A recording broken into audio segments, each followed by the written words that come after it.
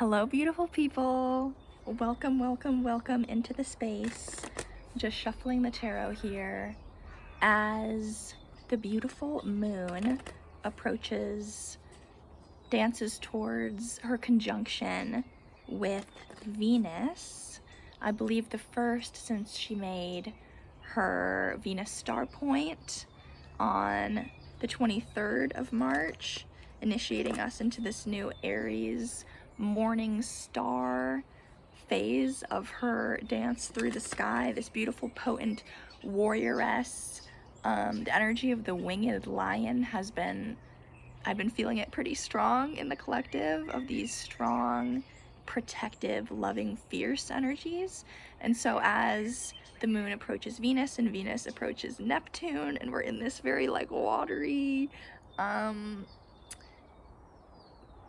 and also the energy of fire, the kind of meeting of water and fire, the tide and the match, the sacred waters, the vessels being purified, being refilled with light.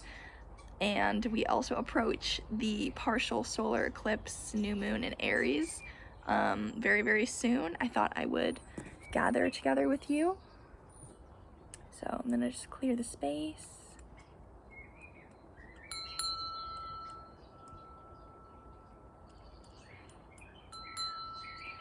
Calling in the spirits of the Most High, the most loving, the most present and able to be with us in this space, to bring forth whatever message is needed, to use me as a vessel, to use my voice as the instrument through which to deliver whatever is needed for whoever is watching this video, whoever is gathered into this circle.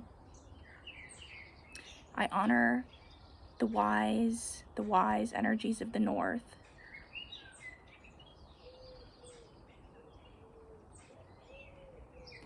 I honor what is becoming, what is germinating in the East as we step through this portal into spring. The energy of the maiden, what is becoming. I honor the East. I honor the energy of the South. What is growing, the potential under the growth, the underground growth, the South, the mother. And I also honor the energies of the West. What is setting, what garments, what baggage is ready to be released as we have been initiated onto this morning star phase of Venus, where she is going on her mythic descent, where we are removing what is no longer necessary. Fear, uncertainty is being dissolved. I honor the energies of the West, the sacred protectors of endings, the great sword, the energy of Kali, I honor her. And calling all of us into this space to hear, to listen. Blessed be, I honor and protect this voice and this instrument. May the circle be open. Okay, beautiful. So first, feeling drawn to the tarot. A very, very, very, very potent period of time, and lots of astrologers are talking about lots of things, but just know that a space is being opened to kind of speak into the emptiness, the longings, the yearnings, the sacred desires of the heart, and they can be whispered in the darkness, and there is a receptive force that's hearing them and holding that for you. Spirit, what is for us to receive today? Approaching this Aries new moon, the first new moon of the astrological new year. Oh, okay.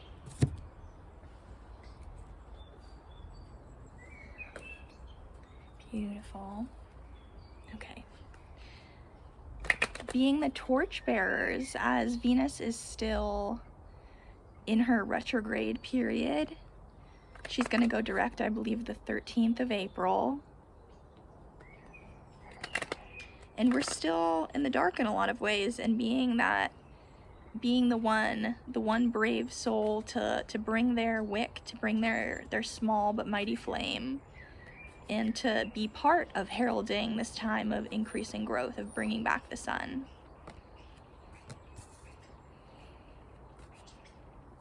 Can I please clarify the Six of Wands?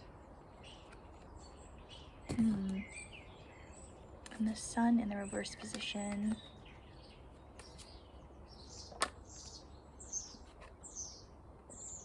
Beautiful. There's a message around following the setting sun. Some kind of ceremonial burying, metaphorical, literal, being willing to get into the grave, the hole that is not the grave. Thank you for that clarification with the Ten of Swords. To bury.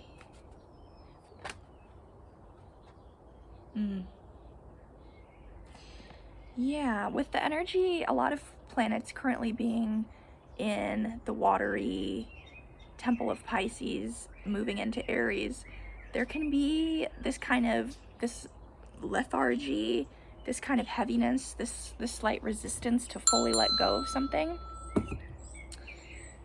And this kind of, the normal kind of heavy cloak of winter being cast over something, but the need to open the blinds, let the light in, and kind of, I always think about how this figure has his back turned to us, and there's a need to turn away from something in order to turn towards something, which sounds very simple, but is actually very profound. And that in order to fully bury something, it helps to have the eyes kind of trained on some golden thing in the horizon, at the horizon, beyond the horizon, some hope and some curiosity that is larger than or stronger than the voices of fear. I'm very curious about this energy. We have the Six of Wands and the Seven of Swords together.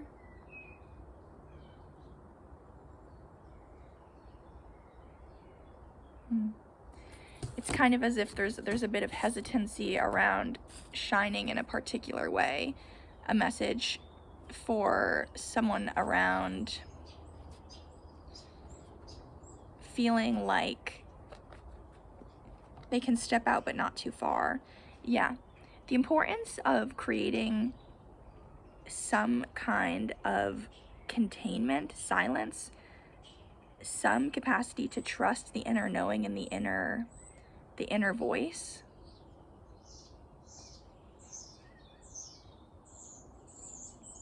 To not become overwhelmed or overthinking at this time. There's a huge feeling of, wheels turning, the great wheel, the cosmic wheel. With eclipses, huge importance of openings, closings. With the Ten of Swords especially, huge endings and beginnings, particularly loud around eclipses in the spring and the autumn, which is when they fall. They're also kind of mirroring in this larger wheel of the year the great turnings of that kind of the spring and the autumn marks. The Two of Swords and the Two of Pentacles. This great turning, this choice point.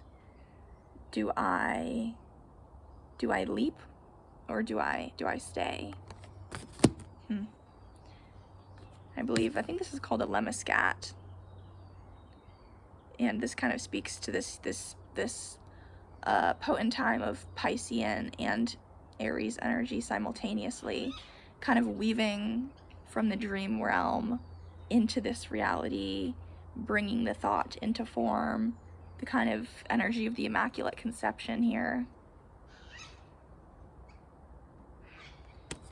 Okay, I'm feeling called to clear the spread.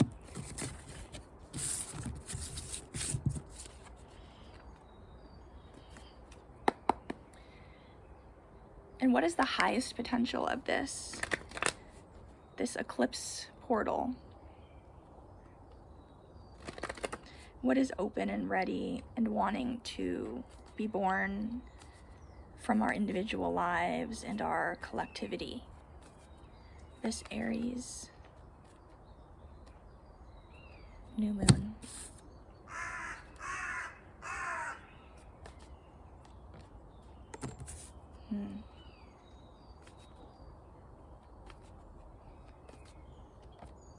Okay.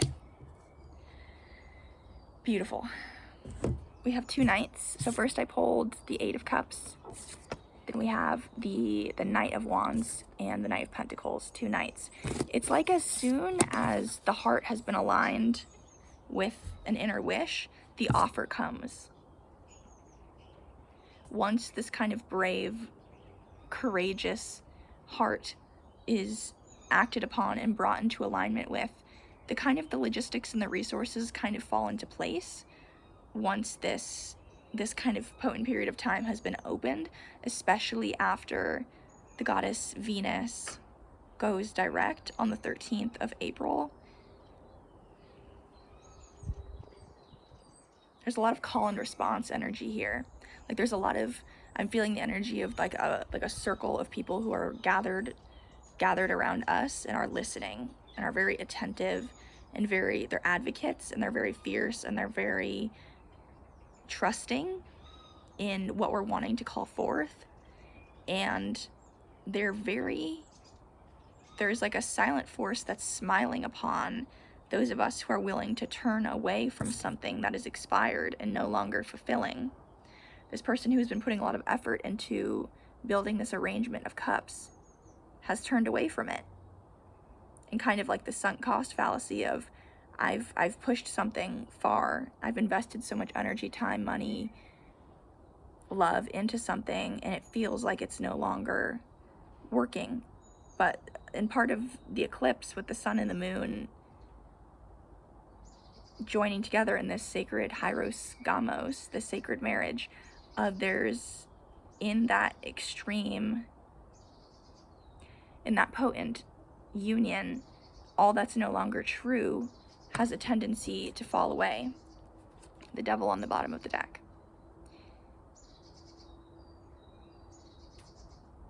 The sun reversed again. Interesting. And that's quite literal for an eclipse, I suppose. But there's a lot of light here, but perhaps we can't see it just yet.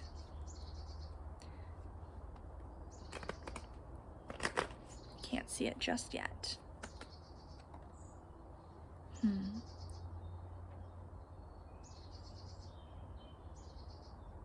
Are we building from a place of fear or building from a place of inspiration and trust and knowing?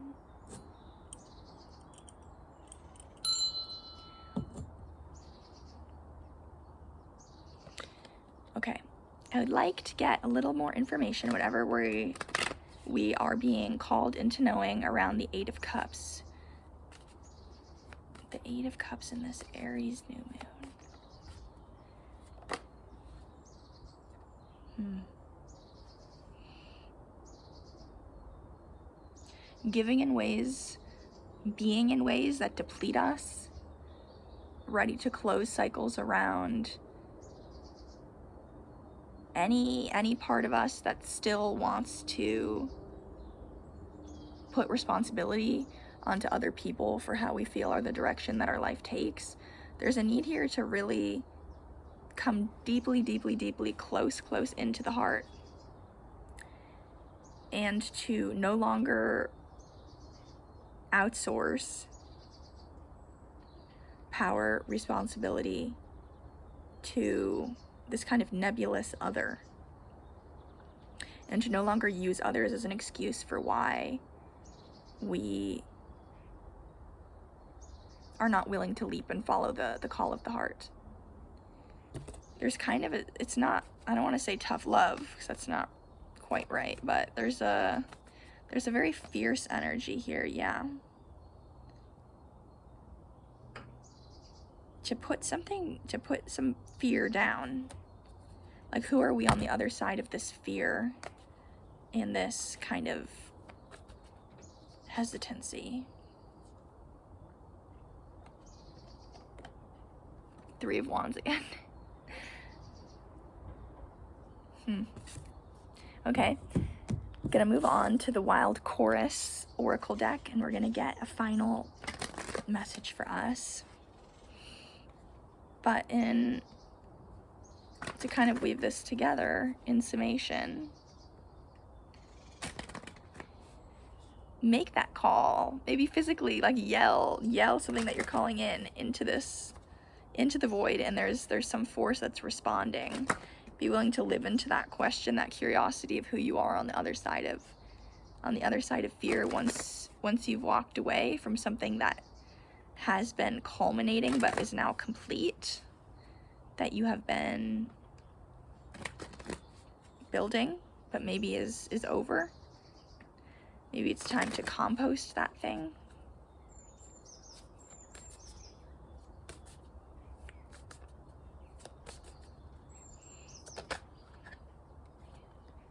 Everything is unfolding perfectly. This is so great for an eclipse. Just the kind of sacred absurdity. This reminds me of how this new moon is occurring close to the 1st of April, Fool's Day, where we honor the sacred chaos and the sacred fool. Yeah, the bravery and the kind of stupidity in a way, but sacred stupidity, to be like, I think I could do that, because you can. But initially it seems crazy, you know? I feel like there's one more message.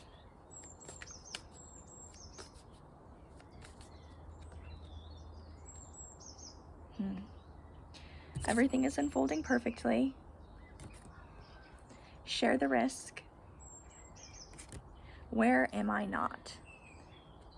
And this reminds me of how so many planets are currently in Pisces, in that kind of transcendent function of Pisces, that great dissolver, that great returner of us into the oceanic streams of love.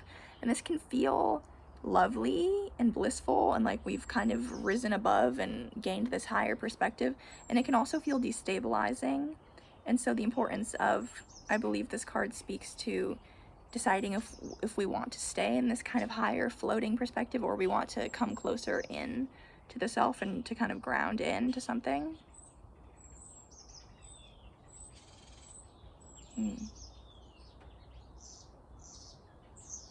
Yeah.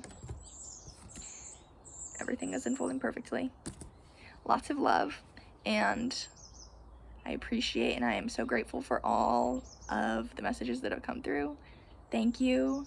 The circle is complete, and I hope that you have a beautiful eclipse, that whatever you're letting go of is released gently and softly as possible, and that the lessons are gentle, and that we have faith in the enormous goodwill, good fortune that is wanting to be showered down upon us. So thank you so much for joining us today, and lots of love.